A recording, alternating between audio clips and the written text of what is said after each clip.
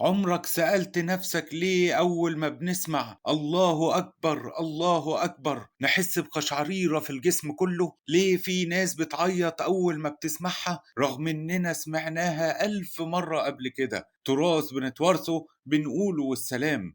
لحد ما حصل يوم ما كنتش مستعد ليه خالص. كنت ماشي لوحدي في أول يوم عيد، بس السنة دي كانت مختلفة، ولا صوت ضحك ولا ريحة كعك ولا حتى ناس بتعيد. وقتها حسيت إن العيد خلاص فقد معناه. كنت داخل أنام ومش فارق معايا اليوم عدى ولا لأ، وفجأة سمعت صوت مش واضح قوي، صوت واحد بيكبر في الشارع بصوت مش قوي لكنه حقيقي: الله أكبر الله أكبر الله أكبر، لا إله إلا الله. حسيت برجلي بتترعش وقلبي بيترج من جوه، وكأن الصوت دخل قلبي من غير إذن. وفضلت واقف وبسمع، ما قدرتش أقاوم. نزلت الشارع، قعدت على أول سلم وسبت دموعي تنزل من غير ما أفهم ليه. وقتها بس فهمت السر. التكبيرات مش مؤثرة عشان الصوت حلو ولا عشان هي مؤثرات، هي مؤثرة لأننا محتاجينها، لأنها بترجعنا لأصلنا، بتفكرنا إن في حاجة أكبر من همنا، من وحدتنا، من فقدنا. الله أكبر من وجعك، الله أكبر من حزنك،